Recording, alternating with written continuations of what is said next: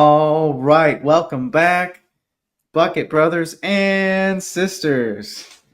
We are here. I am Bobby Marcico, and I got with me my co-host Ronnie, the Ron Dog West. I think he's saying "Go T Wolves." There it is. Now I got to turn my hat around. I got to turn my hat around to represent.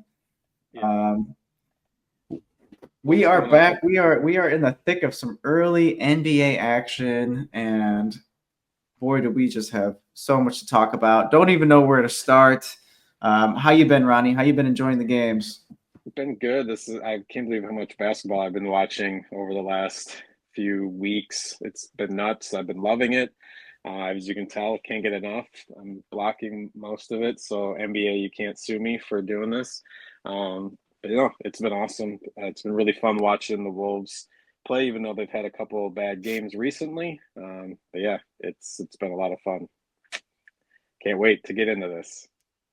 Yeah, I'm right there with you. I've been avoiding counting all the hours I've been spending watching basketball because of the amount of times I've been complaining over the past couple of weeks of not being able to get done any of my other priorities. So uh, That happens. that's that's why it's called priorities, right? Because Oh yeah, basketball comes first. it does. So we're gonna get into some fast break news. Plenty of places to start. Plenty of places to start. We can certainly start with. It's tough not to touch on injuries this early, but OKC a couple games ago pulling out the smallest starting five that I could think about in recent memory, with SGA being their tallest player. At six Um, six, yeah, at 6'6". Gosh, was J Dub in that starting lineup, or I maybe maybe believe maybe it maybe was Shay's Lou. got like just bigger hair or something. No, it was Lou Dort.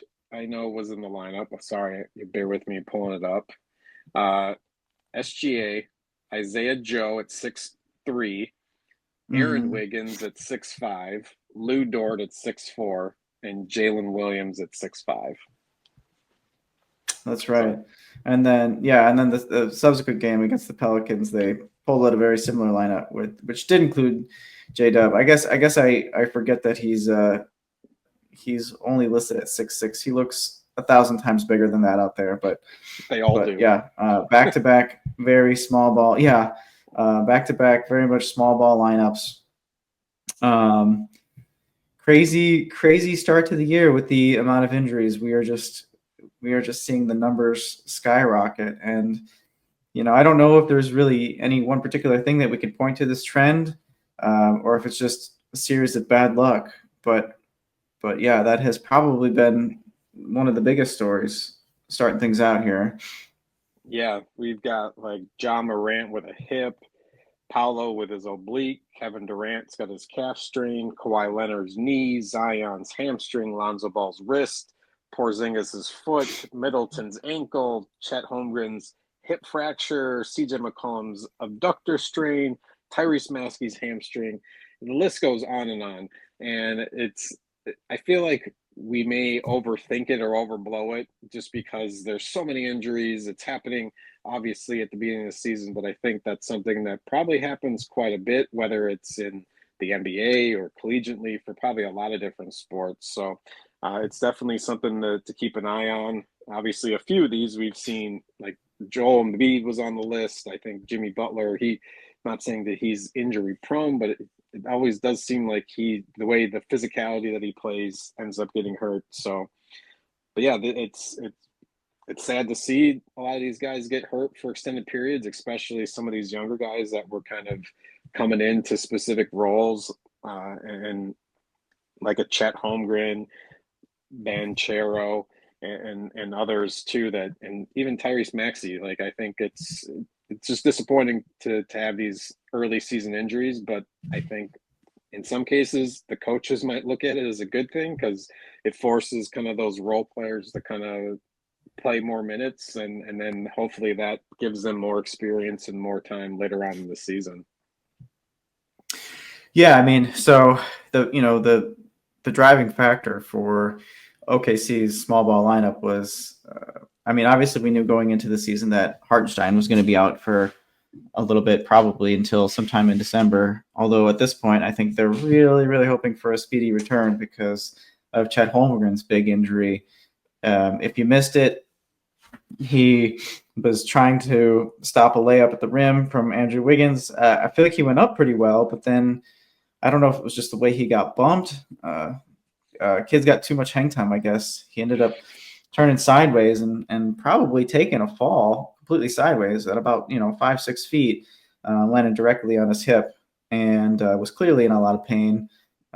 He did still have his humor about him when he sent out a long what was it, tweet after the game or during the game about how Wiggins still got the layup to fall and the foul, and he got the N1 at that too. But yeah, Chet ended up sustaining I mean, the way they listed it was an iliac wing fracture. I would say don't buy in too much to the hip fracture terminology, because that would be a little bit different of an injury. This is kind of a strange one, and it's tough to say exactly what his timeline will be. I mean, they say that he'll be reevaluated in 8 to 10 weeks, so that could mean when he's able to actually start exercising, as opposed to when a return is expected. This could be several months. But can it be like I think that's the thing too, that whenever we think of like a bone breaking, like it's like a piece actually coming off. Like, is this something where it could be like a crack, and that's why it's like 8 to 10 weeks, and it's kind of that piece will heal up? Obviously, in general terms, as far as that goes, like how does it, like a fracture can differentiate across the different types of injuries? yeah, I mean the without knowing the actual report on the imaging, it's tough to know when there's a Not for big, his, especially yeah. a pelvic fracture. It's tough to know precisely what kind of, because there are several grades to pelvic fractures depending on which bone and which zone you're fracturing. So if it's truly just an avulsion type injury, where they call it an iliac wing, so if you can sort of like feel sort of like your back hip bone area, or kind of off to the side here rather, that would be the wing, so to speak. So if it was truly just a chip fracture just from the direct contact, that would be the best case scenario, versus if he had disruption of the joint where the ilium meets his sacrum in the back there. I mean, I'm sure many of you have heard the term SI joint before, and so if there's any instability there, that would be a much ideally, or theoretically, a much longer return. It doesn't sound like he's getting surgery for this injury, so that makes me feel like that's less likely. And typically, pelvic fractures are weight-bearing injuries right from the get-go. So its weight-bearing is tolerated from the start, and so that could be helpful for his recovery, actually, because at the very least, it's not like he has to start from point. But I'm sure we're not going to get too many details on an injury. They try to keep things as vague as possible while giving you sort of the gist of it. So yeah, nothing but happy healing wishes for Chet there. He seems to be prone to getting these really obscure injuries, as his first year in the league was, he missed his first year in the league rather, with a Liz Frank on a non-contact injury during just like early pickup game. What was it, the Drew League? Yeah, I think that was the Drew League, where he just kind of stepped on it funny and ended up fracturing his foot. So I don't know if it's just something he's more prone to. Guys with this build, we know it's kind of like a newer phenomenon to see guys with this type of build playing this way. So that could be a big part of it too. The alien biology is hard to figure out right now. Yes, it is, very much so. But yeah, I mean, Hartenstein was already out, and then Jay, I guess he goes by Jay Will, the other Jalen Williams, who's like their like. Oh, that's right. There's two of them, isn't there? Mm-hmm. Yeah. He probably would have been their like starting center, potentially had him he be healthy recently with Holmgren and Hartenstein both out. But Crazy stuff. Although, you know what? It's not slowing down the Thunder. It looks like, a couple of big wins lately. I know I mean, one against the Clippers, that was pretty solid. Maybe not so much against the Pelicans, who are even more beat up than the Thunder. They're probably the most beat up team in the league right now, the Pelicans. Um, yeah, I mean, SGA against the Clippers dropping a career high. Was it 45, 46 points? So yeah, I mean, they're getting it done. They're still looking dominant, that's for sure. Absolutely. There's been some big nights all over the league. I know we're filming this. Wemby just dropped 50. I think you mentioned Jordan Poole put down 42 or something as well in that same game. So yeah, there's been lots of points being put up. Does it still count if it's against the Wizards? Do you have to put an asterisk next to it for his first 50-point game? Does 40 points count when you're on the Wizards? I was going to say, speaking of shooting, one of the messages that I had sent you through the socials of one of the memes that I had seen, or graphics or whatever it was kind of just the historic Boston 3-point shooting. It said like for every 100 3-point attempts, they're coming away with 55.5 points. So it's like that's why they're just throwing them up right now. And it's funny after watching the Olympics and the Timberwolves, and Anthony Edwards is throwing them up just as much too. So it's like, how much of the Celtics have you been able to take in over the last few weeks? Not as much as I would have liked.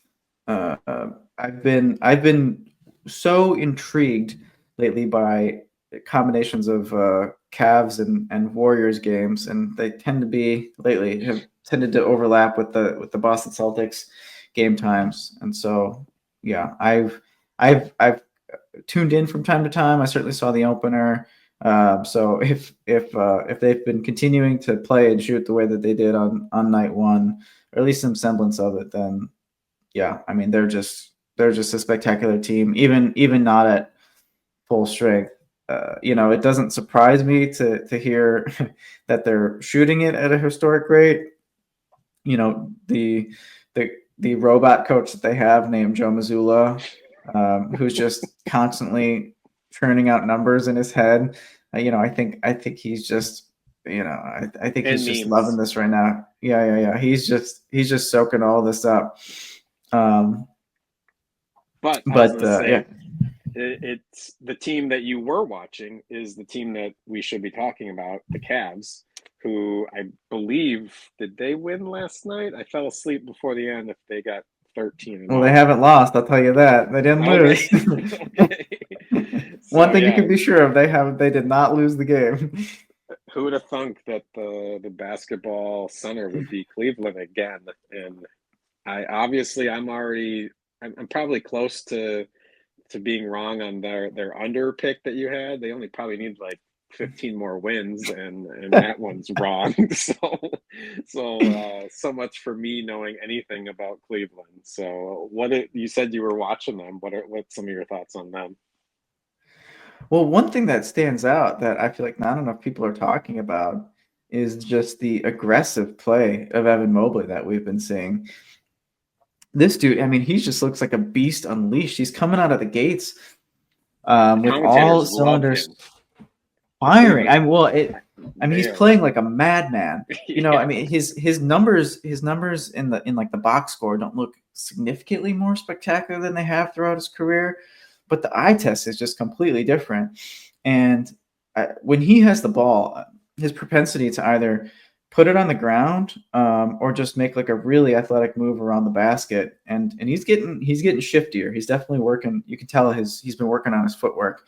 I mean, percentage wise, his shooting stats have been good. I don't expect that out of him.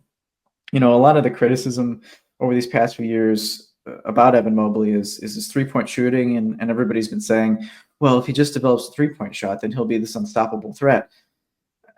I don't know that that's necessarily in the cards for Evan Mobley. I'm not saying that he should stop working on his jumper. Obviously, it's going to be a part of his game that he's going to want to develop over time. It looks like 3-point shooting is not going anywhere, but incremental change is expected, but not much more than that. So even if he finishes the season only shooting like 33% from outside, that's okay because everything else he's doing is absolutely spectacular. When I feel like in previous years when I would watch Cavs games, it's like I knew Evan Mobley was out there, but it was like forgettable. His performances were forgettable.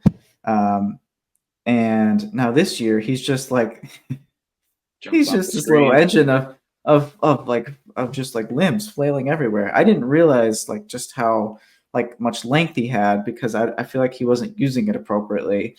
But yeah, I mean he's making really good decisions. He's putting the ball on the floor when he needs to, and he's attacking the hoop, getting downhill very comfortably. When he sees the likes of say Nikola Vucevic in front of him, I'm just thinking about the last game that they played. He's or Josh Giddey rather. I would say rather. I should have used Josh Giddey. Sorry, Josh. Yeah. But I'm sorry, Nikola too. Rather. But yeah, no, he's firing towards the hoop, and once he gets down there, there's literally nothing anybody can do about it, just because he's so athletic and so long. And I'd say the player on the Cavs who's been getting the most amount of attention is Darius Garland, also because he's playing out of his mind. He was clearly a bit of a shell of himself last year with the dip that he took trying to recover from an injury, and it sounds like it was just something that was sort of nagging and bothering him all year, and sort of that sort of led to the decrease in production. But so he's getting the spotlight because, I mean, he deservedly so. He's playing like an All NBA player.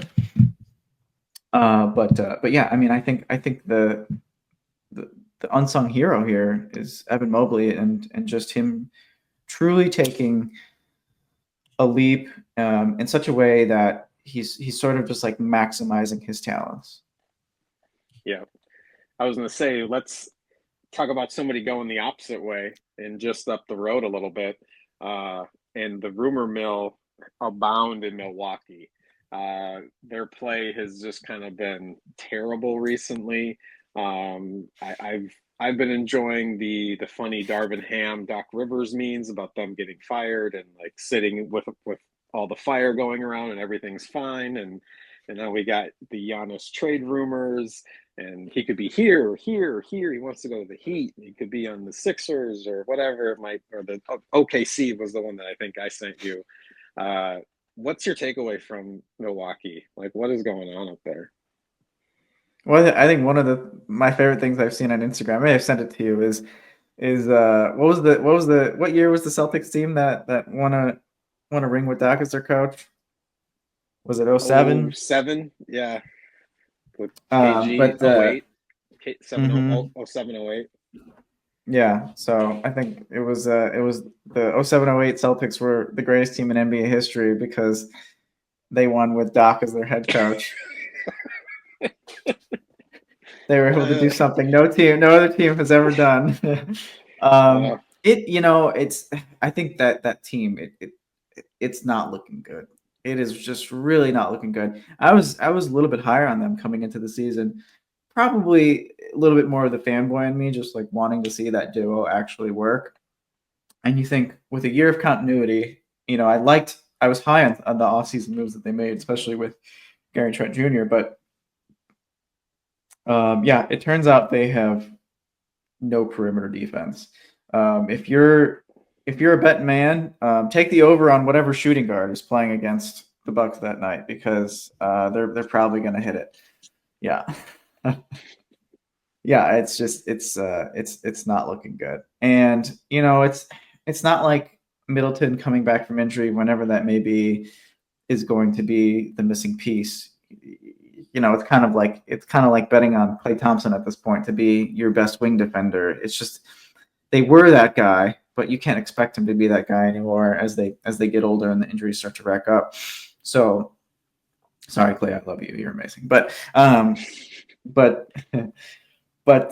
yeah, I mean, as I mentioned, I was really high on Gary Trent Jr. coming into this season. I was like, oh, that's the best minimum contract signed this offseason. And watching him just miss switch after switch on defense looking down, holding his hands up after another corner three is drained on a guy that he was supposed to be guarding is just it's been absolutely embarrassing.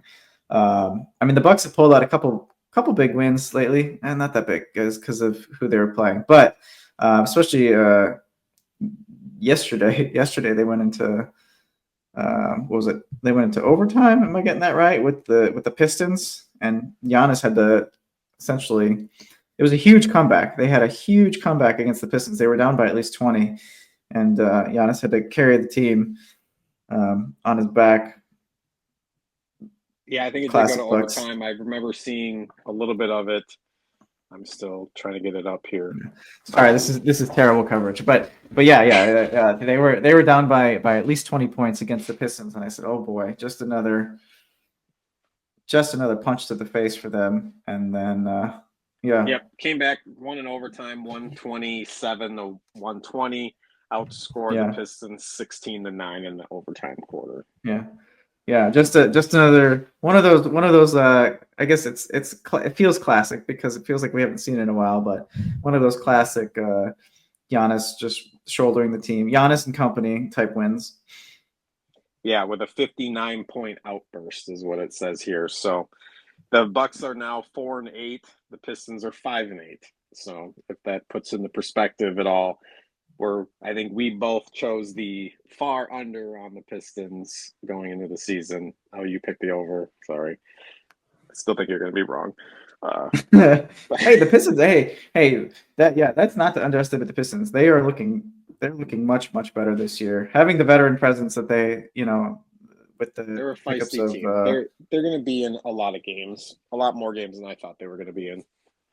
Mm-hmm. Yeah, and they're doing well against good teams too. So tune into the Pistons. I think you're gonna be watching much better basketball than you thought you would coming into the season. Noted. What else you got? What else do I got? Well, we can kind of go down the line of some quick hits here if you'd like. Sure. I mean, Scottie Pippen Jr. racking up a triple double in the wake of yet another injury, with Ja's injury, and him and his dad becoming the first ever father-son duo to have triple doubles in the NBA. That's pretty spectacular. When do you think? Put that in your pipe and smoke it, Bronny James. I was gonna say, how long is it gonna? If he gets one in the G League, does that count?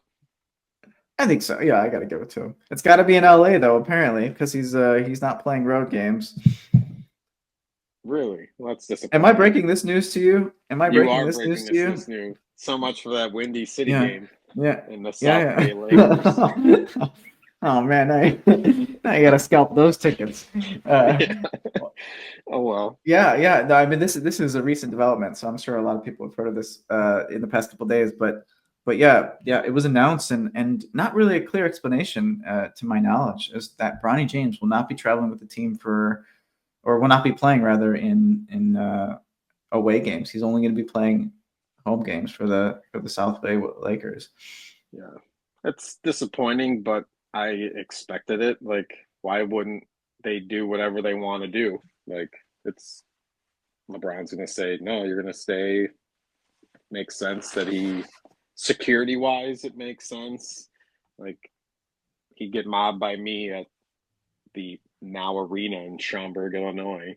So it doesn't look good on the LeBron legacy to be at those podunk kind of courts. So I don't know. I mean, I don't know if it's just that like they're worried about like the media presence, a la MJ playing for the Birmingham Barons. Yeah, exactly. Yeah, I don't know if it's something like that, because I mean, to be honest, if it hasn't been already reported, I mean, I do feel like Lakers fans need a little bit of an explanation there. It's there was a great take by Brian Windhorst with ESPN on it. I think he just nailed it. Who and Windhorst historically has been always high on LeBron. I mean he's essentially made his name based on following those Cleveland teams, and even he was kind of coming down on him, saying that he doesn't think it's good for Bronny's development. No. He doesn't think it's good for for the G League team to have a guy miss half the games. It doesn't really make sense to me as to why they would do that. It's kind of adding like another strange layer to an already controversial issue. I'm sure they're tired of hearing the word nepotism over and over again. That's exactly what it is. But it Yeah. is But what it is. It's like, so everybody's got to deal with it. It's just, if this is what he wants, then sure. Then I'm not in that meeting. I don't know how influential he is in saying this is what I want to do. I don't feel comfortable doing the other stuff, and he's got the power to choose. Like, so be it that he doesn't go to G League games, and his teammates are like, "Oh, what the heck?" So it's it stinks, but at the end of the day, it's their decision, and that's what's happening. And so, yeah. What Bronny's dad won't let him borrow the jet to go to the away games? He's just afraid to fly Southwest. I'm not sure. that Not could sure be what's going like, on there. I've definitely been in line with the G League team in front of me at the airport, so that's true. They fly commercial. Well, enough about that. Enough about that. Let's talk about actual basketball. Anything else? Anything else that you I'm wanted to more. add? I was going to say, not really on the Bronny situation, but on triple doubles, yes. As far as the perfect ones go, that is obviously nobody hardly knows Sacramento, much less Sabonis, even though we have talked about him recently and he was on starting five, but put up a perfect triple double with no turnovers and no missed shots. And it's never been done before in NBA history. So to me, like, that's definitely something that has to be applauded and mentioned on any basketball podcast, because that's an accomplishment by far.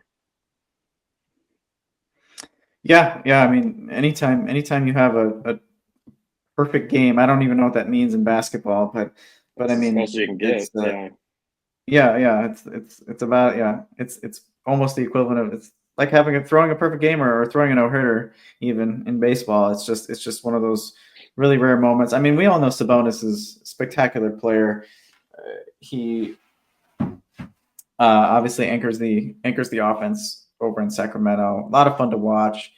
Uh, you know, I certainly need to admittedly tune into more Sacramento games this year. That's been another tough one, overlapping with some of my other interests. But I mean, they're winning games. They're winning games, and they're certainly doing it with their offense. So Yeah, that's been one of the teams that I've seen a lot. Them and the Raptors have come across uh, everything that I've seen. DeRozan seems to be a really quick mix in with that team.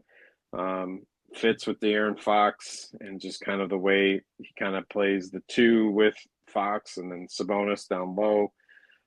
Malik Monk has definitely been shining when he gets the chance. So, no, the Kings have been definitely a fun team to watch. They've been in every game that I've seen. Like I said, them and the Raptors. It's. I feel like I keep falling into their games because they're one of the closer ones down to the end, and it seems like they're just repeating that same thing. So I got a feeling I'm going to see a lot of uh, close heartbreak games between those teams coming down the stretch, and hopefully for a while. We'll see how long it lasts. Get past Christmas, and then we're actually in real basketball season.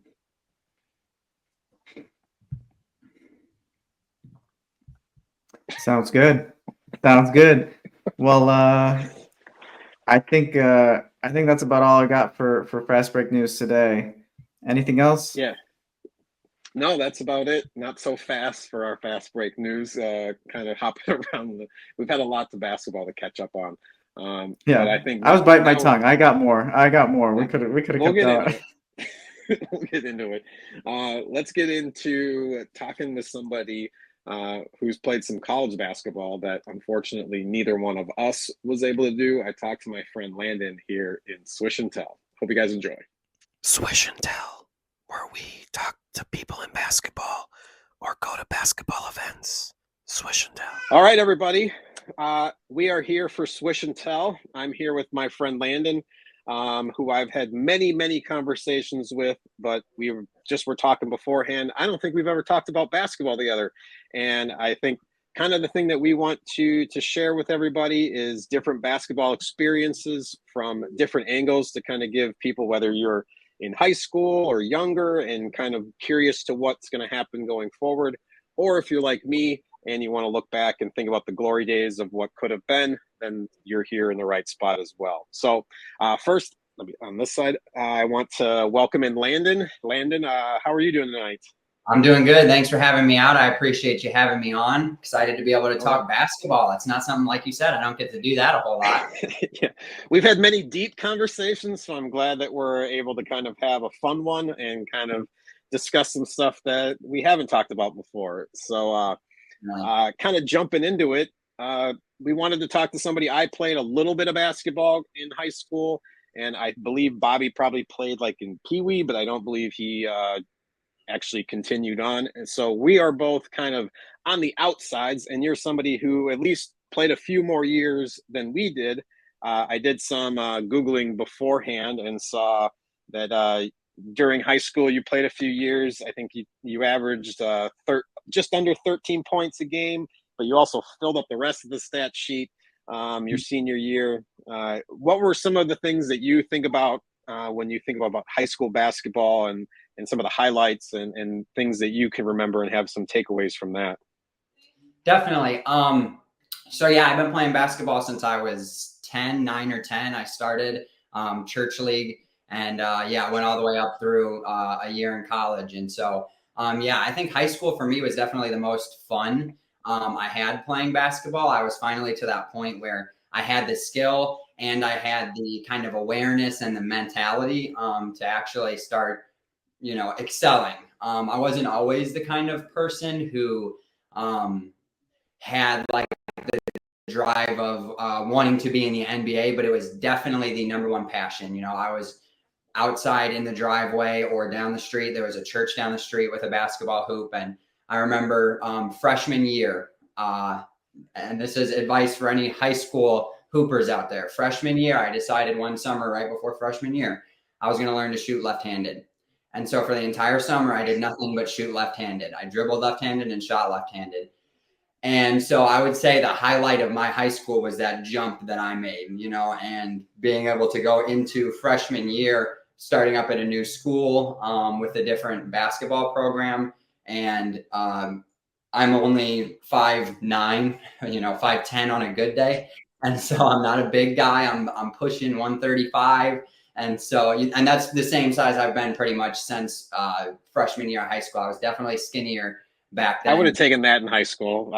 Always a very compact, very small, skinny guy. And so there wasn't a whole lot of intimidation factor when you looked at me. And so being able to have that kind of skill that set me apart from everybody else, like not a whole lot of freshmen could feel comfortable taking a floater on the left side of the lane with their left hand. Like, who's going to block that? Nobody's going to block it, And so there was like little things that I did, like try to do each summer, learn something new. But that one was like, I feel like what kind of pushed me into going from the bench player. Because I remember on a 14U team the year before, we had won our regional conference championship, went to nationals, and I think we took 5th place. But I was a 6th man. I was a 6th, 7th man bench player.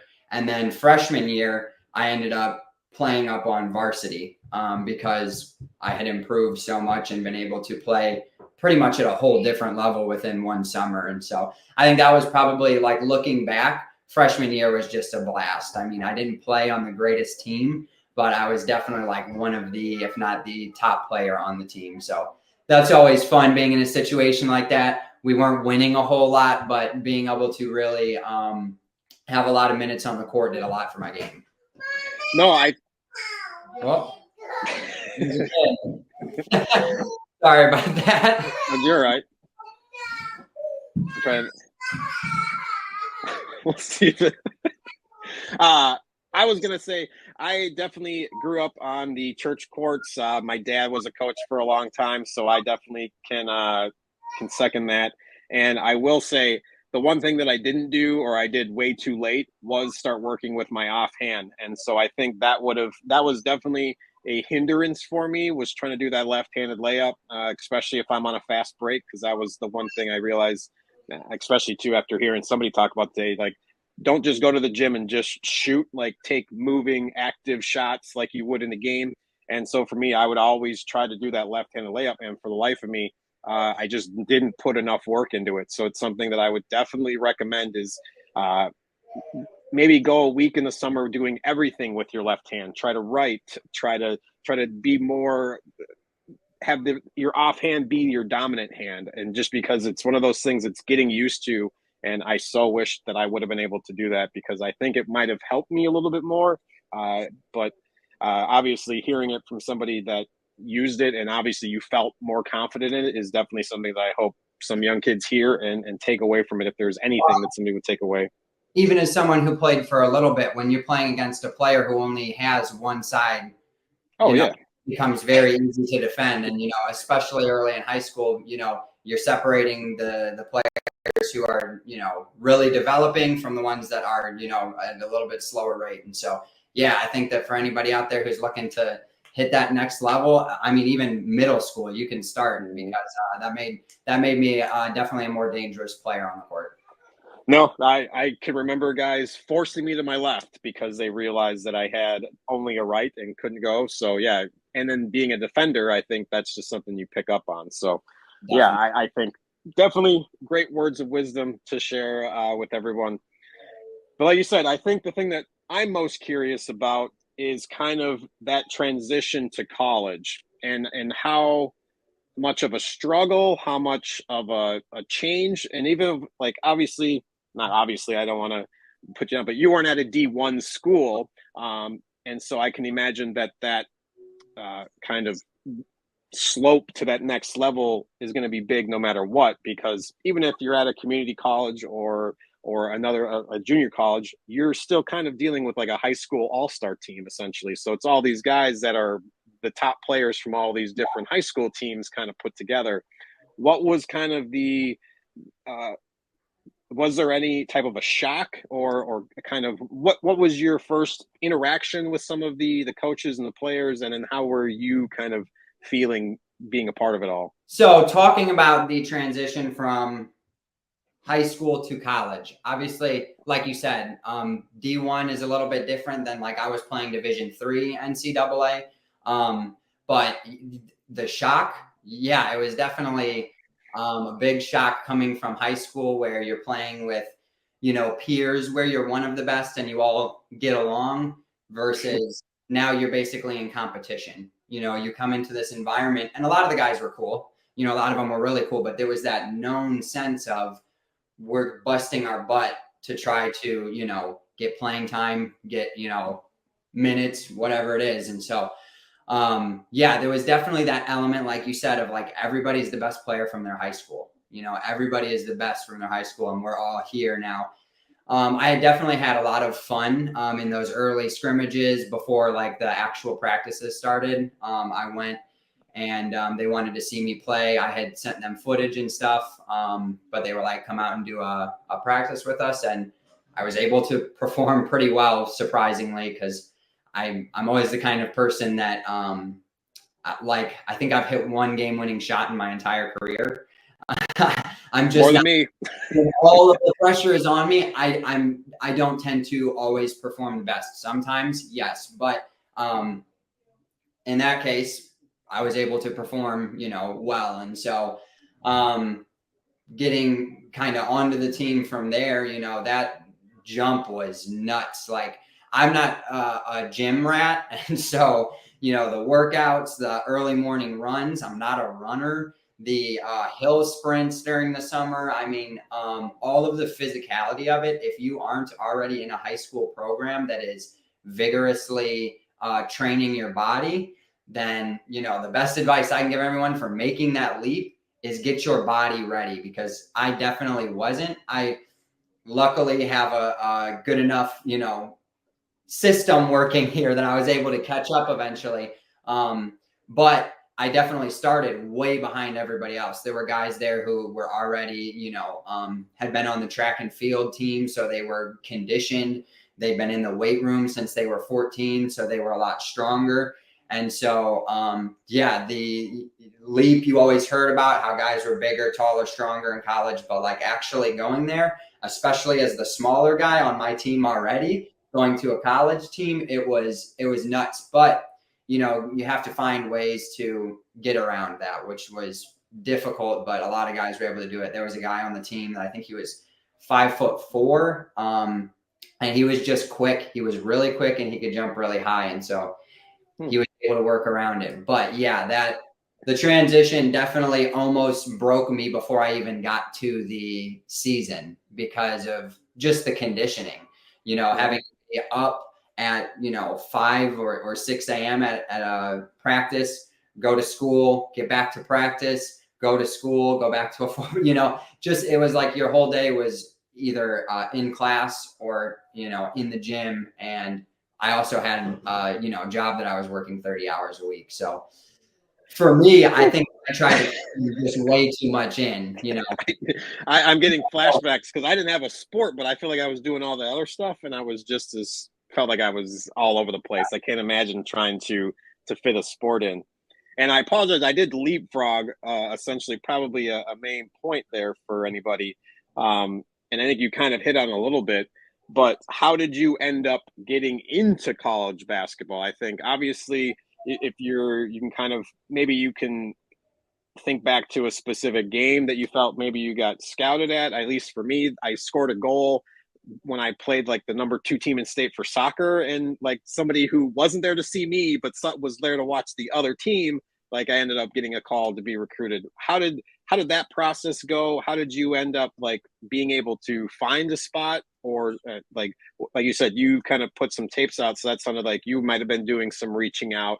What was that process like? Yeah. So, I grew up in homeschool basketball. So scouting, people coming in to scout wasn't really a common thing.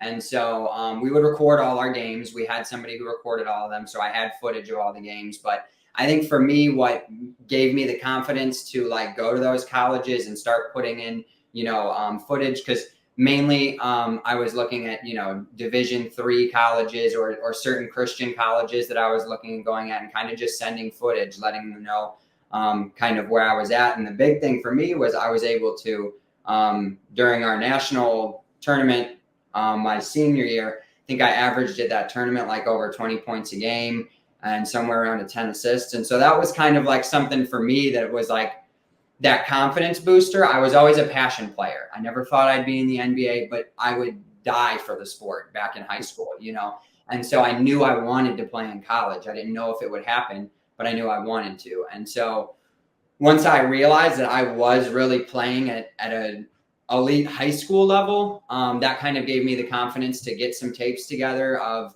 you know, some games that I had, you know, 30 plus points in, some, you know, difficult shots I'd made. I was always, I was one of those guys that you didn't think would be able to make the layup that they were going in for because the guy was too big or because there was no room. But spin move or jump, I can grab the rim with both hands. So I can get up there pretty well. And so, you know, putting in some footage that I felt set myself apart. Obviously, I get to college and I'm like, everybody did that. You know, everybody's on that level. But yeah, me getting that confidence actually gave me, you know, the kind of go ahead from myself of like, yes, I think that this is really something that you could do. And so, yeah, that entire, after we came back from nationals, just started getting footage together, sending them out to coaches, calling athletic directors, you know, doing whatever I could to just try to get somebody to let me come to an open gym, which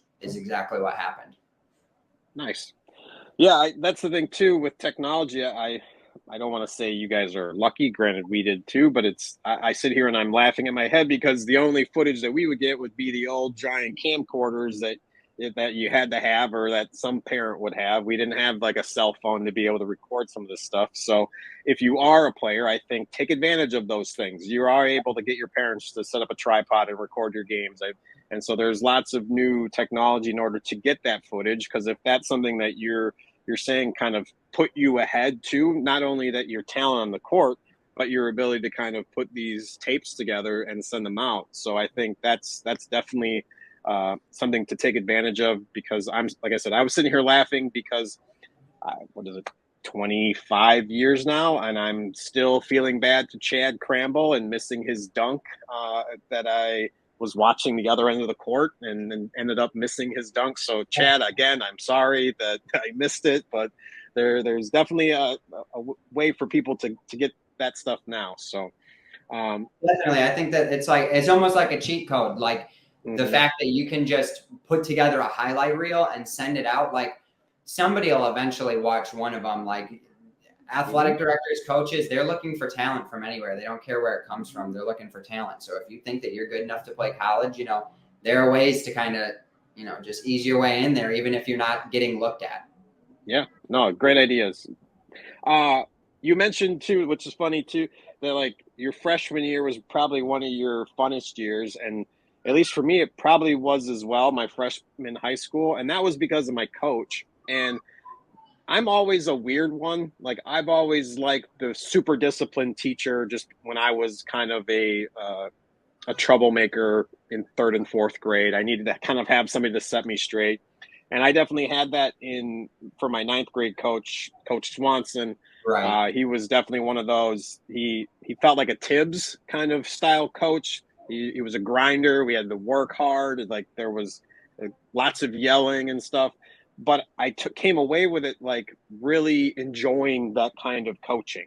What coaches kind of stood out to you, or what kind of coaching methodologies, whether it was in high school or college, that you kind of take away that you feel kind of supported your growth, whether it was on the basketball court or off? Yeah. So, unfortunately, I had the same coach for a very, very, very, very, very long time. Maybe fortunately, I liked the way that he coached. He was not quick to pat you on the back, which I think is important. I don't think that we need to, hear that from our coaches every time we do something good. But, if you were affecting the game in a positive way and that was out of the norm, he would make sure to let you know, you're doing good, keep it up. And so he was an encouraging coach, but he was definitely very restrained with his compliments. You definitely had to work to get, that out of him. That being said, he definitely wasn't an angry coach. I definitely remember practices where we ran around the gym until we threw up. But, I think that's also being a good coach sometimes. I think that for me, a coach who can relate with their players on a personal level is really important. I don't think that he related with my life, my experiences, or anything that I'd been through, but just as a human being, he didn't seem so cold as I had the experience with some coaches. Like my freshman year of high school, we had a coach, his name was Coach Swanson, and he was like, I'm not going to say anything bad about the guy, but there were definitely some times in the locker room where he definitely acted out of pocket, and he was an angry coach at times, and he would do this thing where if we would be down to the point where he didn't think we were going to win, he would because he wore a suit jacket to every game, and he would take it off when the game would get hot. And if you saw him put his suit jacket on, that means he's about to sit at the end of the bench and he's done playing. So he would put his coat on and he would sit. And so I definitely was with some coaches who were a little dramatic on the negative side of things. And I don't think that helps players very much at all. And so as far as like coaching goes, I think that you definitely need to be a person. You need to be human. You need to be able to relate in some way to a player. But you also have to be a little bit militant in a lot of ways, which my coach, Coach Hill, he was my coach pretty much, I think, for about 10 years, something like that, and I was very, very young, 8 or 9. So, he coached me all the way through my senior year in high school. And he was, he was just very, I told you to do something, you didn't do it, you're going to come sit on the bench for a while. He was very much, you know what you're doing. And if you know what you're doing, I'm going to expect you to do it. And if you don't do it, you're going to come sit next to me. but you're going to come sit next to me and our assistant coach would have a conversation with you, you know? And so there was always like this kind of two-part coaching between my coach and his assistant coach, which changed several times. But I think that was kind of a culture that he cultivated himself of like, if you need some sort of talking to during a game, you were going to go sit next to the assistant coach, because he was going to tell you, because your coach already told you he's watching the game, whatever. And so I really like the dynamic of having that multiple kind of coach, because I know a lot of high schools and even in college, they pretty much, you know, it's like one coach, especially D3, it's like one coach. But, you know, to be able to be sitting on the bench and being coached, you know, while the coach is coaching the rest of the team was like very beneficial, to be able to sit there and actively be watching and listening and being taught on the sidelines. I think that was a big key with our coaches, was, you know, still teaching us on the sidelines. Yeah, I think that's a big thing, is to be able to be supportive and critical and still that whole, it's an amoeba of things that you have to do as a coach to be a good coach. Because like you said, it's whether you let your emotions take over, because I've definitely had coaches like that too, or the ones that are there just to pick up the check just because it's something that they have to do. I've dealt with those coaches as well. So it is kind of a hit or miss thing sometimes. And thankfully it sounds like you had a good coach there for a while. And so that's always beneficial to, like you said, not just on the court, but also off. Because I'm sure even when you're sitting there learning stuff while you're watching, there's many of those things that we take away into life in general, but that's the other podcast, so we'll deal with that. Yeah. And there's and there's just so much missed too when you have when you make a mistake, right? And this is, I guess, something you can apply to life too. But when you make a mistake, if you can evaluate that right away and talk about it and work through it, you can make those steps a lot quicker and a lot farther than if you don't even ignore it, address it, and then, you know, 2 days later the coach brings it up at practice. It's like, that's not, you know, having the same effect. So yeah, I think that was definitely key for a lot of our players in their development.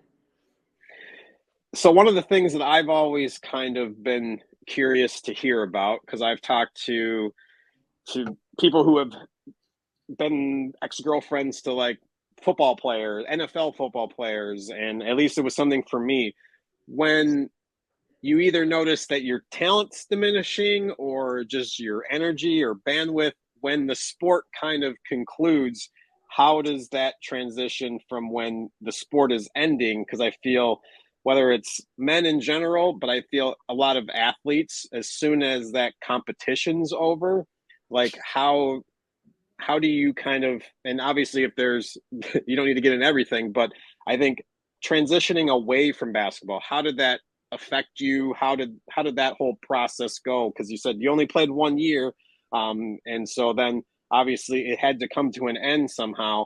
And I think for a lot of people that maybe don't have the right mindset, because they are only exclusively thinking I'm going to make it to the NBA, when they probably aren't going to make it onto a college team.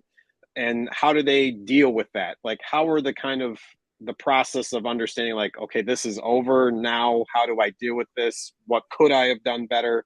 I know I just threw a lot at you, but what was kind of that ending transition like? No, it's a good question. I immediately, my thought goes to, at the end of the season, turning in the backpack with my name on it, you know, and how frustrating that was. Even though, you know, I had reached a point where I knew that I could not play at the level, practice at the level, be at the level that I wanted to while I was still living the life that I was living. I was working a full-time job, working towards a career. I knew that I wasn't going to play NBA or get paid to play basketball overseas or anything. You know, there were some guys on the team who went and played overseas. I think there's one guy who's still playing over there. But some guys, you know, were that good, but they were the ones who were starters on varsity as freshmen. And so I kind of knew pretty early that that wasn't going to happen. But getting into college, I didn't realize the workload that being on the team would be, and so by the end of the season, I had pretty much realized like that was a wrap for me. I couldn't, I had my future to think about, as much as I loved the sport, I realized that it was coming to an end, it was wrapping up. And for a while, I didn't play basketball because it was like sad for me to play basketball. I would go to the Y mornings, but after I quit, I didn't go to the Y anymore. And yeah, it was, I don't want to use the word depressed because it's not like I was depressed, but it was like, I mourned the loss of this thing for a while. Of the basketball version of you.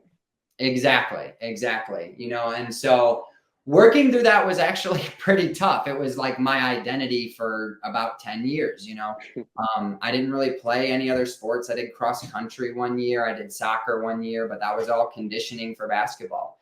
So pretty much up until that point, my passion was basketball, and so stepping away from that was difficult. I kind of buried myself in work and other things I shouldn't have buried myself in, but eventually I got back to the sport, and that's what I would encourage anybody who has to step away from it, from a career standpoint.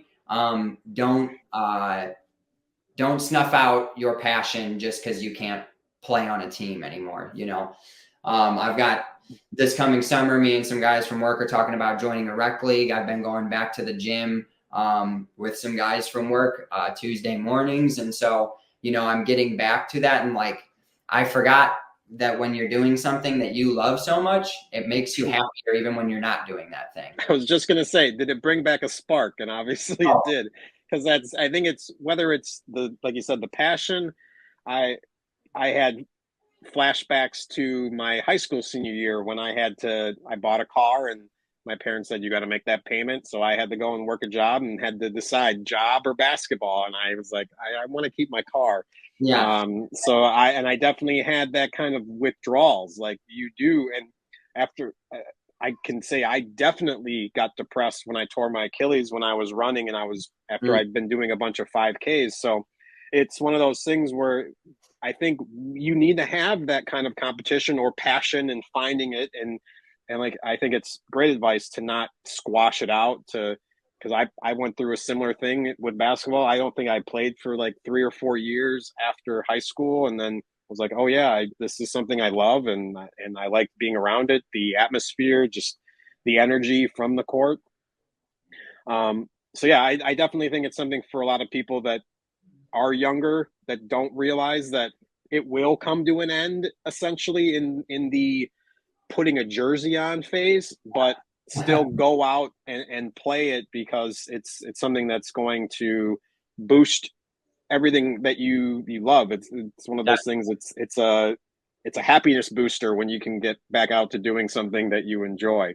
Well, and for people, I know for me, it can be a community thing too, going down to Y, hanging out for a couple hours and playing basketball with guys that, I went down there last week and I saw a bunch of guys that have been playing there since I was 12 or 13 playing there. And so, I forgot about the community aspect, just like with any other sport. You get to know people within that sport and there's a, automatic bond. But, having that competition that you're saying that's important, that can take place with a jersey off. Yes. It can take place one-on-one with your brother in the driveway. I think sometimes we don't realize that though, because that was something for me. I was like, I knew I was missing it and just didn't know why do I feel this way? And it was something that was just weird. I didn't understand why I couldn't, just because I couldn't go out and run and walk. And then you just appreciate it more. And then I was like, well, I got to get back out now. One of the last things I wanted to ask you about, and it's funny that you did mention kind of guys going overseas to make money. And now college players, I don't know how far it trickles down, but I'm sure at every level, there's the NIL, like the name, image, and likeness, where you can get money from certain things. And I think, obviously, I don't think any car dealerships were throwing money at you to play D3, but I think there's more of an availability now for that to be possible. And so I'm just curious to hear your thoughts on if that was something that could have been a possibility. Might that have kept you in a little longer because it might have been like you said, you were working 30 hours and trying to maintain. If there was some sort of a way that you were able to replace your work and be able to be paid, do you think that your story might be different? Or do you think it might have ended up the same or worse because you wouldn't have the work ethic and stuff that you kind of have dealt with and went through, like you said, that kind of drain and realize like, I can't do all of this. And then it kind of forces you to prioritize. How do you think that might have affected you? Let's in this grand scheme where maybe somebody was coming up and offering you a check. I think that for anybody who's going into college, the offer of that would probably be something that would be hard to refuse. I'll probably say it that way. It'd be hard to say no to that. However, if I look back, I don't know if it would have helped me in my circumstances very much, but as it relates to the college player, I think that it is important. I mean, what if I had been far more skilled, far more talented, had been the #1 player on that team, but because I had bills to pay, I had to quit, then things could have been very different if NIL would have been, offered, some money would have been offered through that to somebody like that. So I personally am all for it. If a college player is good, do I think they need to be paid, thousands a week or millions a year? Absolutely not. They're in college. But I think that it's important for those people playing at that level. Even me playing at a Division III level, I'm seeing the workload there. They're working for their future.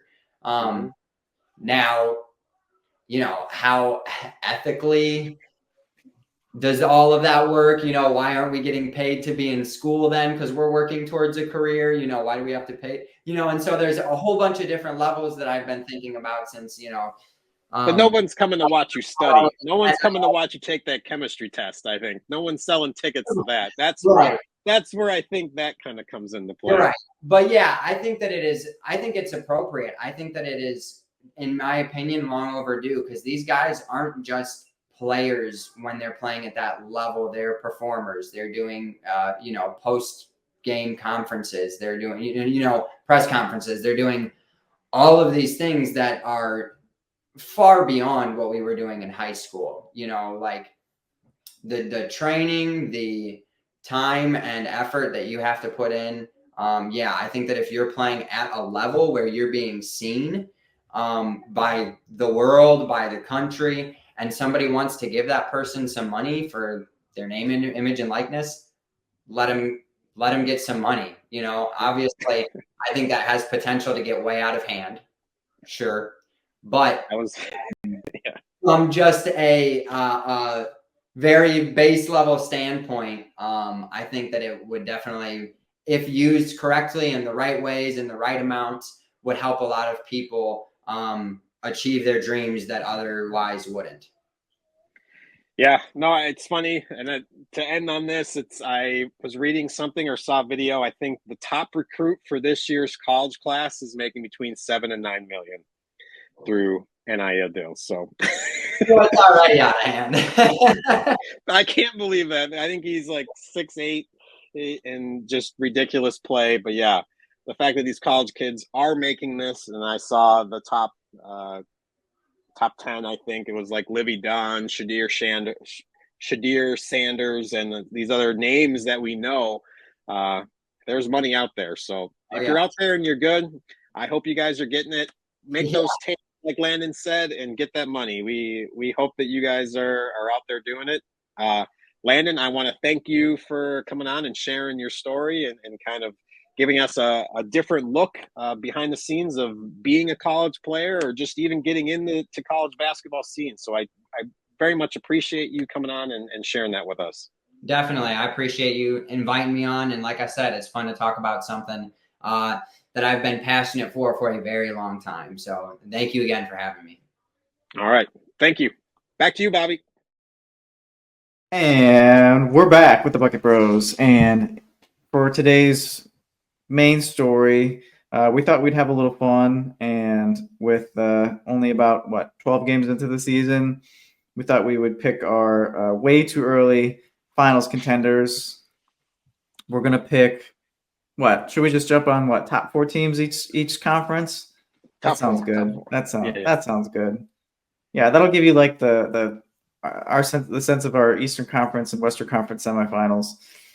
Bias. Do you want to lead off? Sure. Which conference do we want to start in? I was just going to ask you. Do you want to start with East or West? Let's start. Save the West for last. The West is always the best. All right. Yeah, we'll start with the East. Who is who's your number 4? I think there's a team that's consistent, that always is in the playoffs, is always in there, always causing a muck. I have the Indiana Pacers as my number 4 seed. I think it's hard to knock that. Like, I feel like 4-5 is kind of their ceiling, and I think they could get higher. But like last year, I know they went to the conference finals, and so that could come into play here too, just their playoff experience. But I think the East, it's, even though as we were talking off air, we kind of bag on the East, I still think there's some talent that'll rise up from the East. Yeah, I mean that's definitely not a bad pick. Halliburton certainly hasn't had the start to the season that we were hoping for. Needs more snow bunnies. Yeah, I guess so. I mean, starting off, they're a little bit below 500 at 5-6 through the first 11 games, which is good enough for 5th as it stands, because there's only 3 teams in the East right now with winning records. But yeah, that's not a bad pick. I would say with my number 4, I am going to go ahead and give you the Philadelphia 76ers. Obviously, not a great start. Big component of that is they're just missing their now top 3 players. 2-9. Yeah, they're 2-9. That and that was mostly the Tyrese Maxey led B team of the 76ers. Joel Embiid has come back for one game now. And in that game, it's a little bit of a slow start for him. Maybe not. I mean, he was pretty physical, but I think not quite the guy that we were hoping to see out of the gate. Paul George has looked okay. I'll definitely say that. But I think eventually this team will get enough games together. I think Philly does have a plan.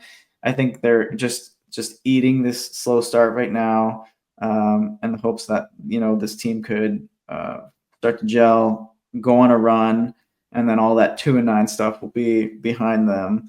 When they're vying for hopefully a top 6 spot towards the end of the season here. And there's definitely one of these teams where you hope I'm sure they hope they want to stay out of the play-in.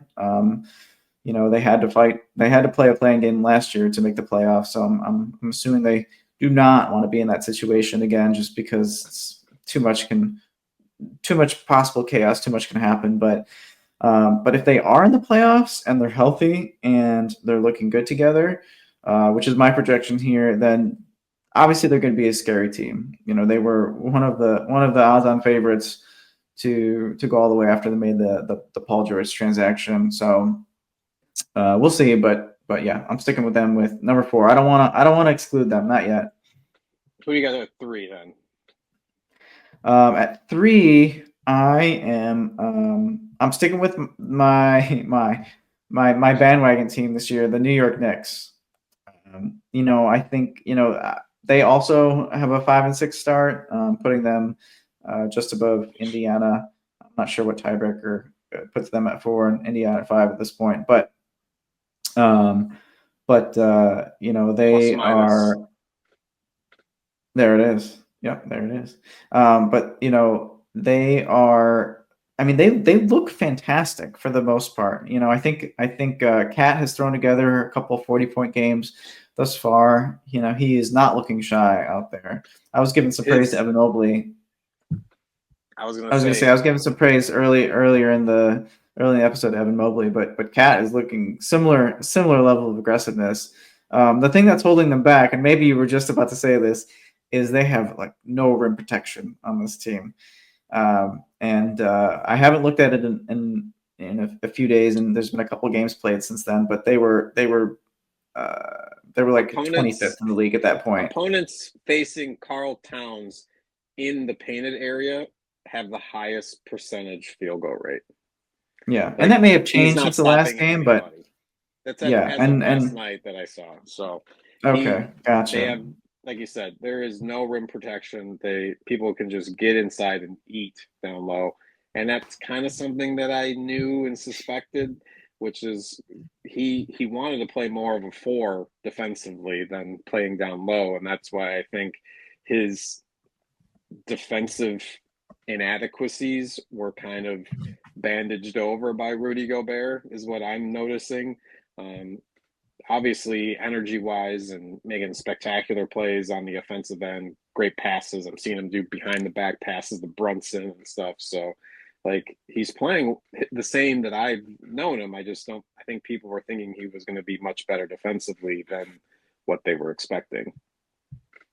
Yeah, I mean, not me. I'll tell you that right now. Not me. But I did think that sorry, not Cat, rather, if I misheard you there. I did think that the perimeter defense, there would be enough guys to help fill in the gaps to make them more sufficient. But yeah, so far not the case. That said, they're like a classic like rim protector, rebounding center, rim running center, Mr. Robinson, who's going to be their backup, is out until like early midseason. So that will be a huge return for them. And then also, I mean, they just like have virtually no depth right now because Precious Achua is also out. He's still dealing with the hamstring. I think he's projected to come back fairly soon. I haven't seen like any like extensive injury updates on him. So that will give him a little bit more depth than Jericho Sims, that's for sure. But yeah, I mean, they have 0 rim stoppers on that team right now, and so if they're playing somebody who likes to get downhill, I would bet the over on them. That's for sure. Got to keep Bobby's bets scrolling on the bottom for something. So number 3 in the East, I have the Cavs cooling off and kind of falling back down to earth a little bit. So obviously this, like we mentioned earlier, kind of goes against my too early preseason predictions of the Cavs having not the best year. If I have them at the 3, obviously they're going to go over whatever you had said. They just look too good. It's like you said, the activity and Mobley and Garland and obviously everybody sees Donovan Mitchell whatever, but I think just it's again, we've talked about it before, like just having a veteran presence. He's somebody who's been around the league. Obviously Garland and Mobley have been in the league for a while, but I think just kind of taking that next step is hopefully what they're going to do this year to at least get them into that 3rd spot for me. Gotcha. Well, I'm gonna go ahead and I'm gonna keep them fairly high at number 2. I'm not gonna give them the nod over. Well, I guess I don't want to spoil it, but I think you guys all know who the next team I'm gonna say. But yeah, I don't want to quite give them the nod at number 1, but I'm a believer. Now, one thing I will say, when you watch them, you'll notice that sometimes the way that they move the ball is not like super high IQ. It's just kind of like, let's give it to the next person who's open. I think the reason it's working is just because the amount of people that they have on that team that's attacking the rim right now. And they are rolling deep and getting production from everybody. If I haven't looked at his minutes, but I mean, Donovan Mitchell might still be averaging less than 30 minutes a game. He's kind of taking a back seat right now. You know, I've kind of was raving about Evan Mobley earlier, and to a degree, Darius Garland, and you know they deserve all the credit. But you know, it's not like Mitchell is a lesser player at this time. He just doesn't have to do he just doesn't have to carry the team kind of at all. And so he's kind of just like being this like super like dominant, high efficiency version of himself who's sort of coasting at lower minutes. And then it's one thing that should be talked about. I mean, you know, I talk about guys who attack the rim. Karis LeVert is coming off the bench for them.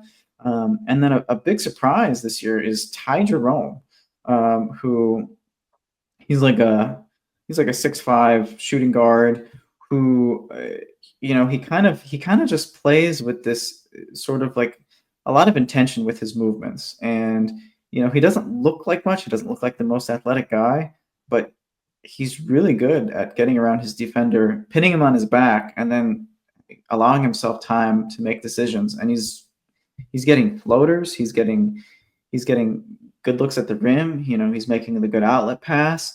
You know, he's averaging 10 points off the bench for them right now. He's also averaging. He's also shooting 57% from three. We know that that's not going to last, but it's just like it's just he's just like one of many examples of just like the list of players that's really producing for them. I think they have, God, I forgot what the stat was. It's like they have like 10 guys who are averaging over 15 minutes a game for that squad right now. And so I think all that's contributing to their thus far undefeated season. You know, their game doesn't look as, what's the word I'm looking for? Pretty well constructed. It doesn't look as well formed as Boston's does yet, but they have something very real there. Do I think they're going to go 82-0? No, but you know you know, even if they have just like a very good winning season at this point, they're going to be a 60-win team. They're going to get a very high seed in this Eastern Conference. And yeah, they just have too many guys firing on all cylinders right now. All right. Number 2, I'm going to shake it up because I think the name that you were about to say. At number 2, I have the Celtics. So I got your mind spinning at who I could have at number 1. Obviously, NBA champs. You're going to take the heat, aren't you?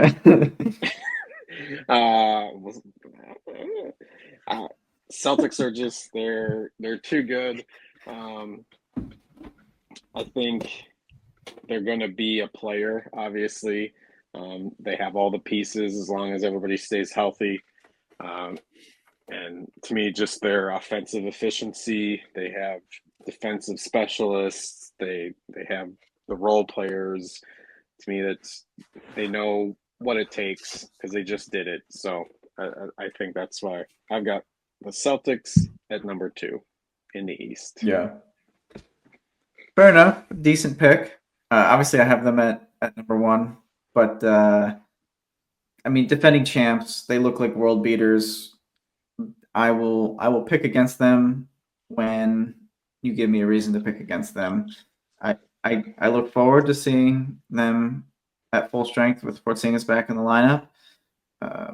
You know, Tatum was coming out looking so hot, looking like he was seeking revenge against any of the haters over the summer with the Olympics talk. For a second there, it seemed like he couldn't miss a shot. He's cooled off a little bit since then, and the Celtics have shown that they don't need your prototypical best player to win a lot of games. They have too much going for them for all the reasons that you mentioned.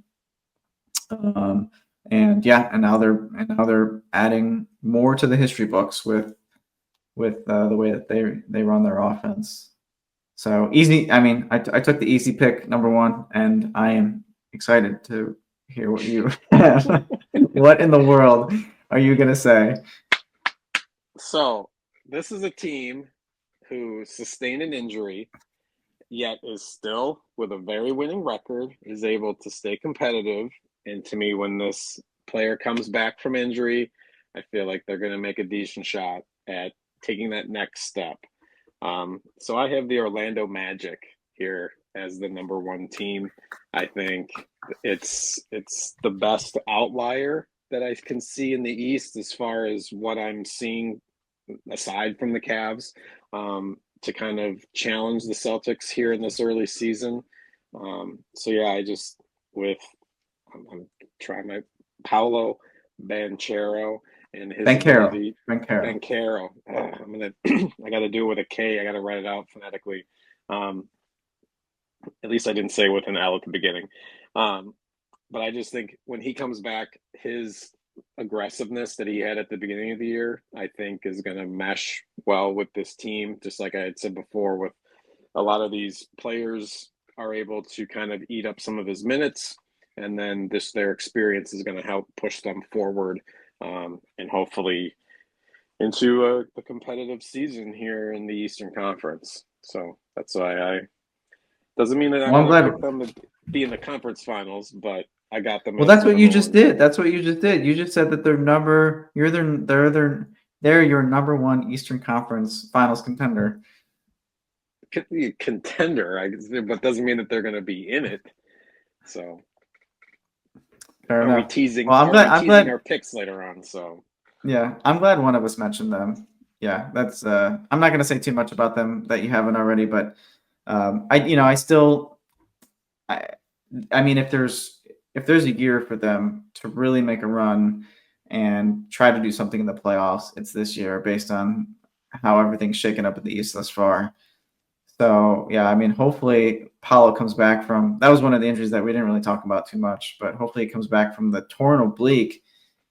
Again, one of the many vague descriptions of an injury that could be like surgical and absolutely awful and season ending versus if it's minor enough, could be something that he can rehab through and come back, theoretically at full strength. 4 to 6 weeks, so that's probably middle of the road between both extremes. So hope he gets well soon. Yeah, absolutely. Yeah, I mean that that young Magic team, they do have continuity on their side, and they have a really strong defense and just just a really good identity across the board.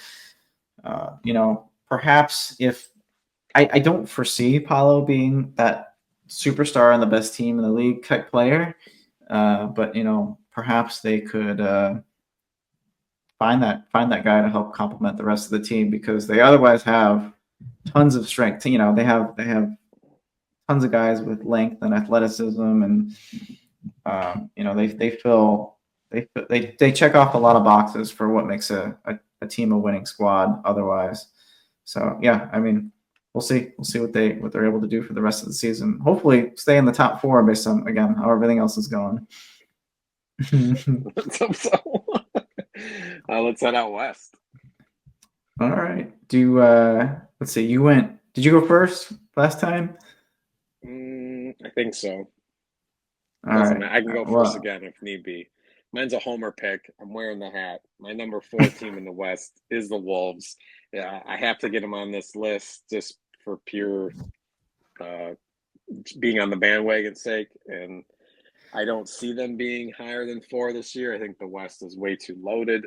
And I think they're still trying. To me, you had the fire on all cylinders kind of coming out of the gates. And right now, with them being 6-6, having some stumbles in Portland over the last few days, I think they're still trying to mesh together. Chris Finch is still trying to figure out the right chemistry.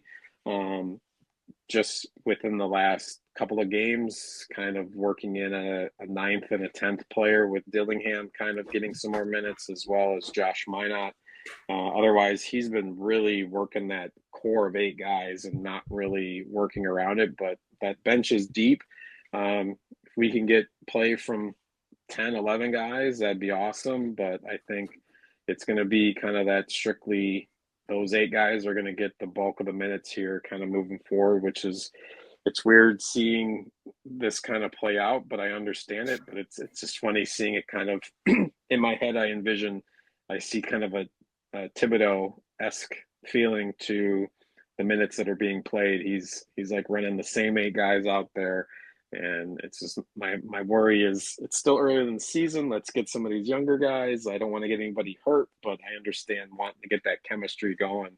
And so I'm an optimistic T-Wolves fan. It's been fun watching them play. The pieces are there for them to make this move, and to get to a 4 seed, I think, is easy. It's just a matter of how quickly they put it all together.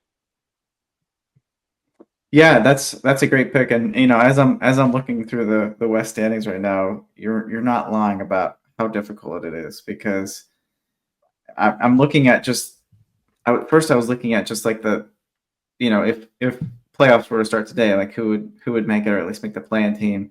And I was thinking, where's the T-Wolves? I didn't realize not that even they're in the at play. 6-6. Yeah, they're not even in the plan. They And lost that kind back-to-back of goes games in for Portland. and that's true for the team that I wanted to mention at my number 4 spot, because I didn't want to exclude them, was the team that did make the finals from the West last year, the Dallas Mavericks. Below the T-Wolves. Yeah, which I think is gonna force the T-Wolves off of my list. Gosh, that's harder than I thought it was gonna be. But yeah, I mean, I'm picking the Mavericks for obvious reasons. They were there last year. They're without Derek Jones Jr. this year, and in his place essentially have Klay Thompson, which is a very different dynamic to style of play. One's more of a hang on the perimeter or dunker spot, and then take all the hardest defensive matchups type guy, versus just the ace shooter that Klay Thompson is. But I do think that, I mean, the offense has been spectacular. I just I think that they're gonna hit another notch, especially when Luka starts to look a little bit more like himself. I mean, he's had some big games, just not very efficient games. I think as things shake out through the rest of the year, that will sort of tighten up a little bit. And I think that they're going to be looking like a very well-formed squad. So I'll stick with them at number 4. All right, for my number 3, I have a team that's been there. I have to apologize to the point guard because I watched a few of their games after not knowing who. I got to make sure I say it right now because I know you're going to correct me anyways. Podziemski and Golden State. I have the Warriors as my number 3 seed. I think Steph's going to carry this team. You have this star 3-point shooter. They've got a lot of other role players, like you were mentioning, that so many wings, so many solid wings that they can kind of put out there. And so I think they've got Buddy Hield and Kuminga, and Draymond's gonna bug somebody on the other team to get them a technical or out of the game. I think they have the grit. So yeah, I have them at number 3. Yeah, it's funny that a season where we're talking about the Golden State Warriors and the Cavs again being at the top of the standings, taking me back. Yeah, I'm going to be honest with you. I'll talk a little bit more about them. They're going to be on my list, but they're not going to be the next team. That's how high I am ranking the Warriors this year. They look phenomenal. I mean, they are just outplaying guys based on a number of reasons, but the depth really stands out. They're playing awesome defense. They're playing defense like they were when they were a championship team.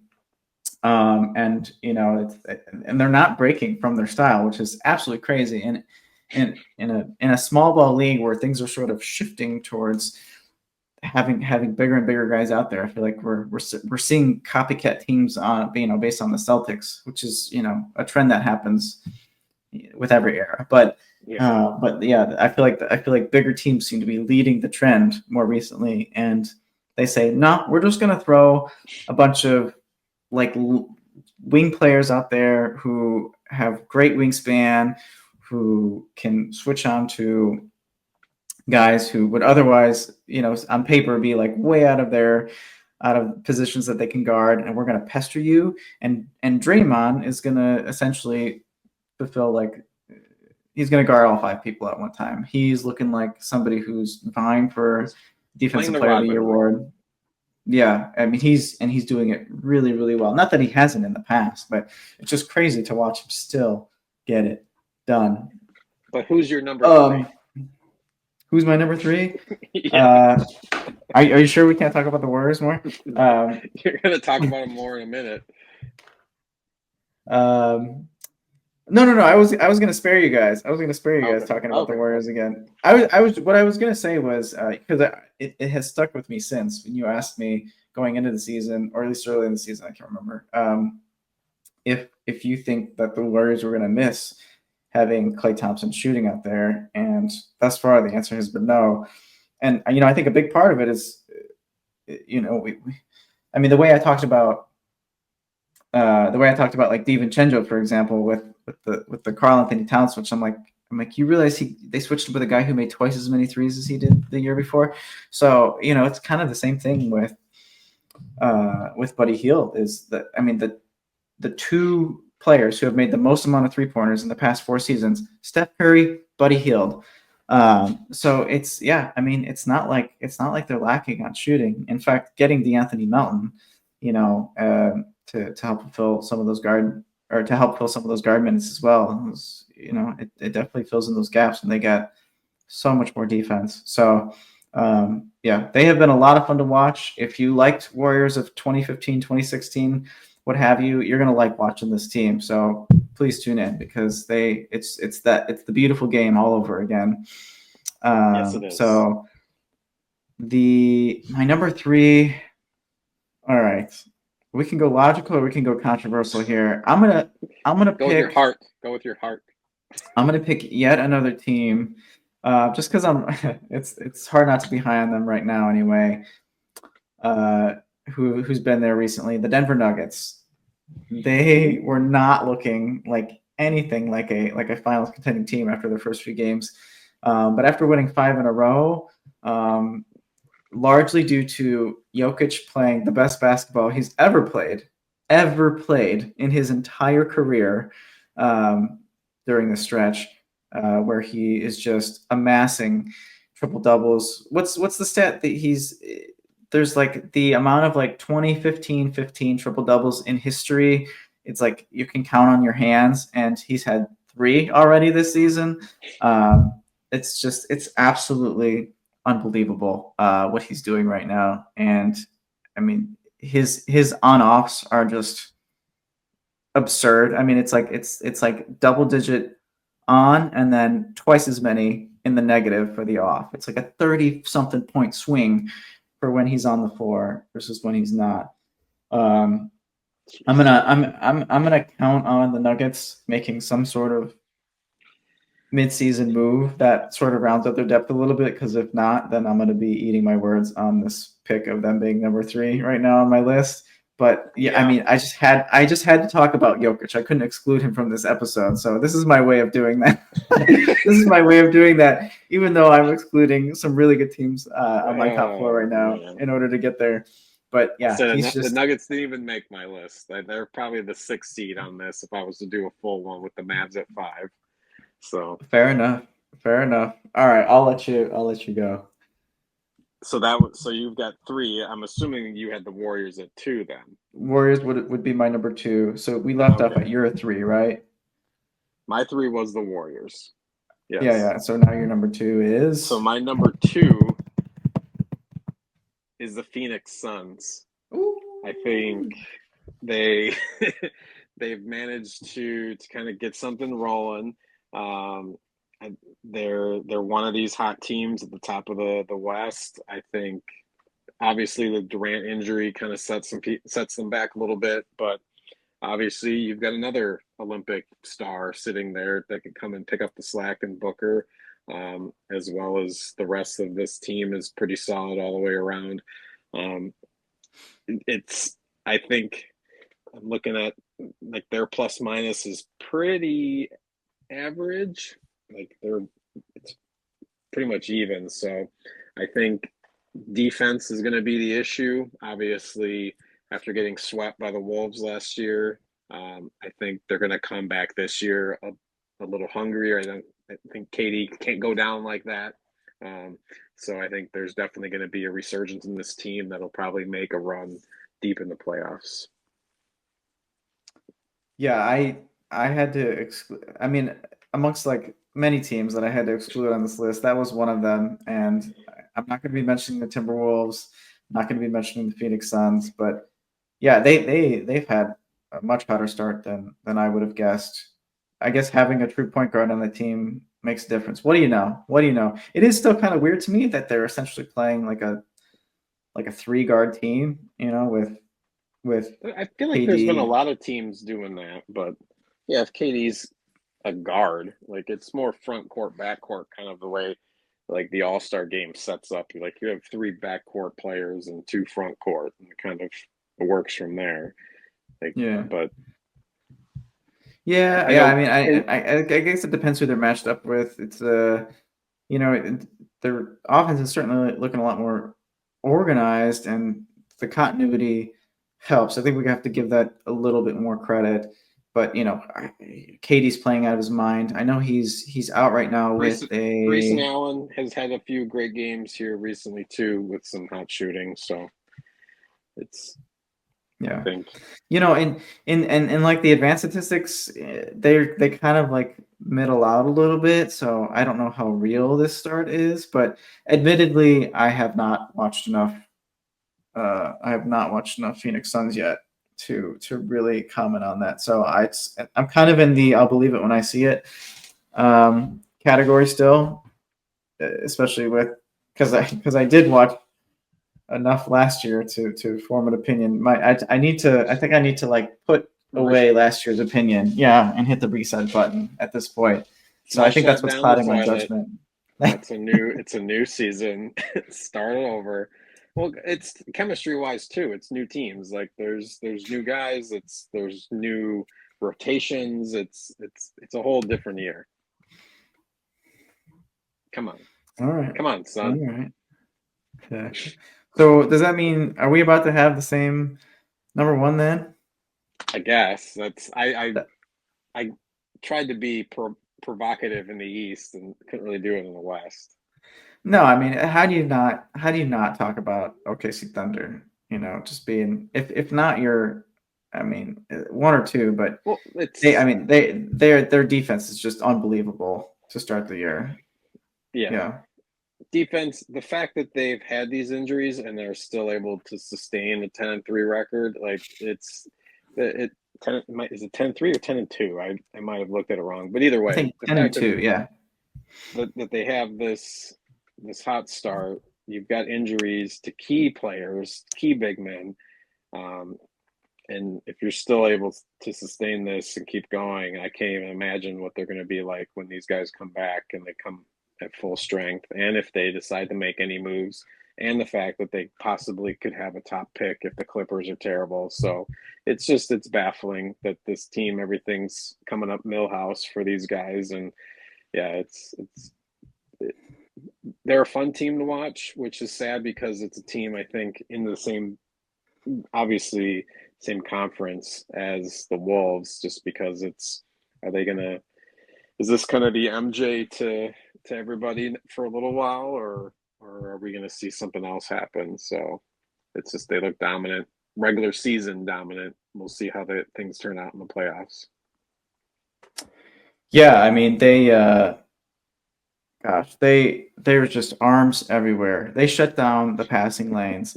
The way they play defense is kind of what I envisioned for the Knicks to some degree. It's like, I mean, granted that OKC has a great rim protector in Chet Holmgren, obviously, who's out right now, and you got to give Hartenstein credit in that category as well, but who also hasn't played a minute for the OKC Thunder yet. So what they're left with again is just this like really switchable set of guys who are athletic, long arms, very dense. I feel like they have a really dense players on that team. It's like when you're in a parking lot and you accidentally run over the parking curb in front of you because you forgot it was there. That's probably what it feels like trying to go into the lane against the Thunder.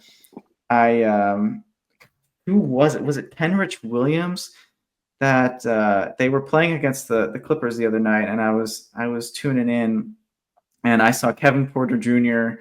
Trying to put some flashy moves on one of their rotation players. Oh, I don't think it was Kenrich Williams. Gosh, I feel whoever it was. I'm so sorry. I'm doing this to you right now. But was it Cason Wallace? Yeah, I think it was Cason Wallace, and it was like he just hit a brick wall. Nothing happened. It was one of those plays that just kind of fizzled out, turned into nothing.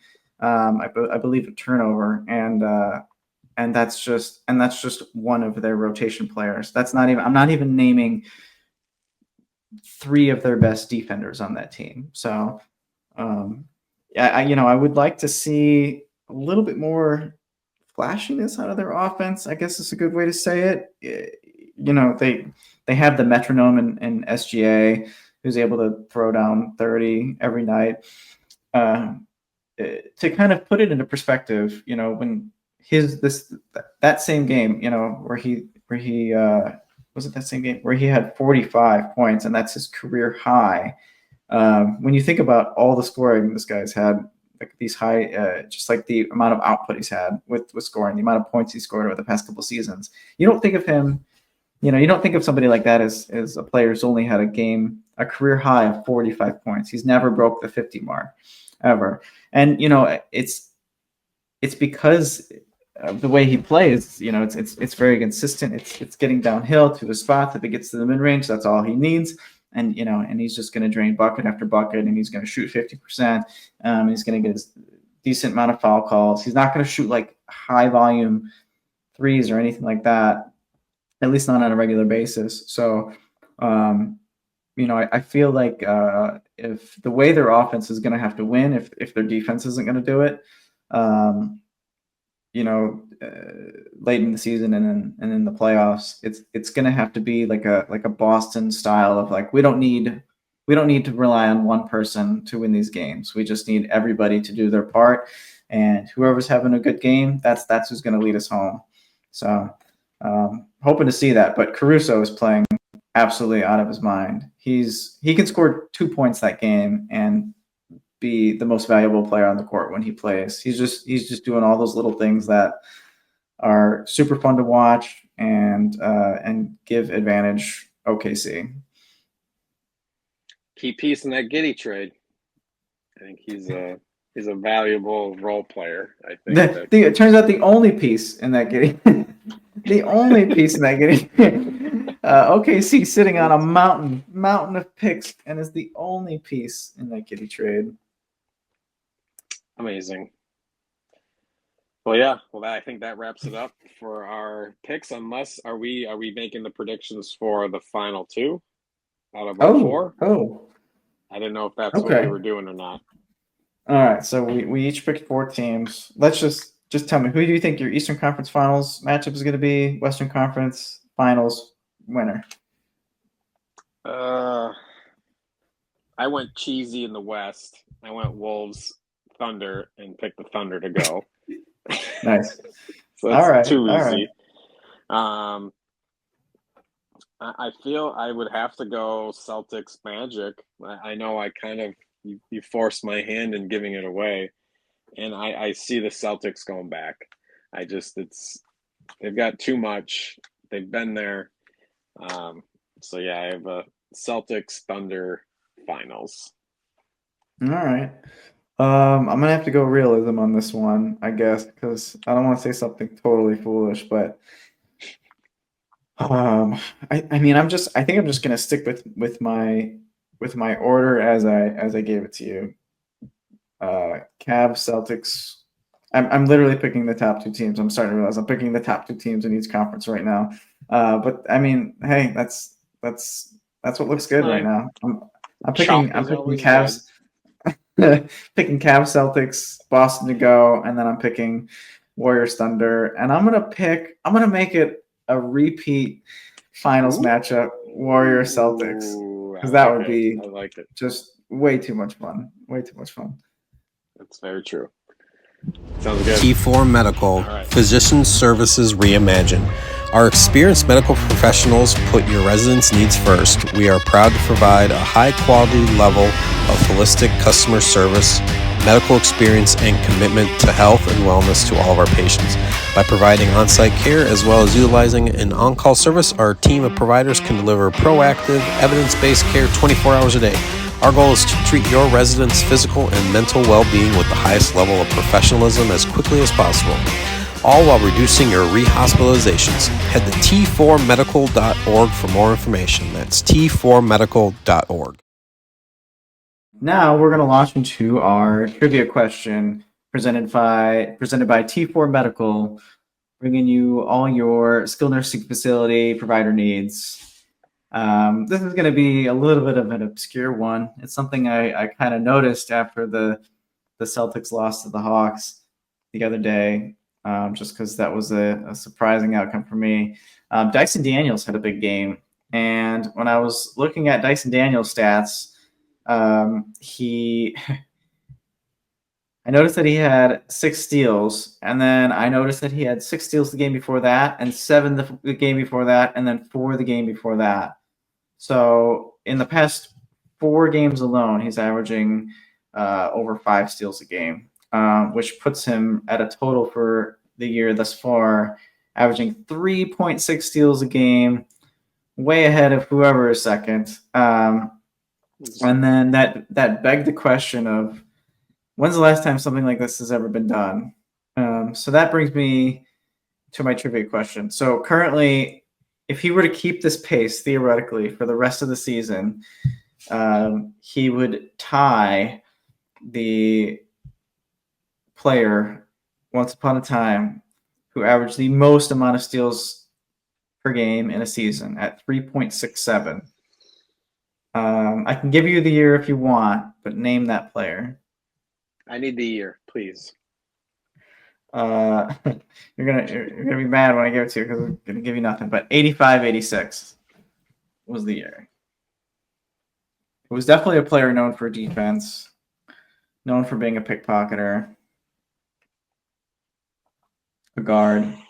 I was gonna say, to me, I'm gonna throw 2 because they're on, would be either one of the Pistons guards, whether it's Isaiah or Joe.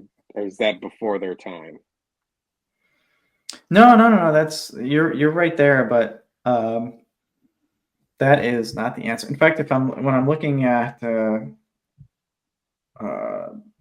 season leaders for steals across the board here, there was none of those Pistons players topped the list. Was it John Stockton? That is a great guess because he is the all-time steals leader and has led the league in steals multiple times, including the 88-89 season when he averaged 3.2 a game. Wow, 3.6, man. Yeah, this is probably not a player who's known for too much else for casual fans. It's a name that we've mentioned before. Honestly, I would be surprised if you get it, but can I ask if it's an Eastern or Western Conference team? He played for the San Antonio Spurs. He was playing for the San Antonio Spurs at that time. Oof. Man, I feel like I don't know. I was 3. Right. So I will spare you here, but the answer is Alvin Robertson. Alvin Robertson, who I have that card. I have him with the Spurs. I do remember you mentioning his name before in the past. I was thinking Thurman something. So Don Busey was I guess you can call it 3.5 if you want in 76-77, which was the 4th year that they were tracking steals per game. With the Pacers was 3.47. So if you want to call that 3.5, you can. But yeah, otherwise that's the man that Dyson Daniels is chasing currently. Yeah. But yeah, I hope he can do it. That was my only stat that I could get in basketball was the steal. So I could get a single 5 steals. That'd be my stat line. Also a record that I think will never be broken. Just not just the single season, but all time. It's not as big a part of the game as it used to be. It's not as highly valued as it used to be, because it turns out in order to get a steal, unless you're just pickpocketing every guy who's trying to dribble past you, You're gonna foul. yeah, you're gonna foul, or you got to take a lot of risks off the ball, and you got to try to cheat the pass, and what you're gonna get is a lot of cutters going to the basket that you should be guarding. Yep. All right, that was a good one. That was a good trivia. Thank you, sir. And with that, we hope that we stole your hearts, Bucket Bros listeners. Keep tuning in. Thank you so much for the listens. If you have any questions, concerns, comments, suggestions, we are all ears. Please, please, please send us anything. And otherwise, just keep listening. We're going to keep trying to tune into games, let you know what you should be looking at, and yeah, continue to pique your NBA interests. Absolutely. No, we're out here watching the games for you. We're doing this NBA research for you. We're spending hours away from our family watching basketball for you. We're doing it for you. Or giving our toddlers just way too much screen time. Way too much. Yeah, that can be too. Far more than That's it's recommended. All right. Thanks again for watching, everybody. We'll see you guys next time. Ciao.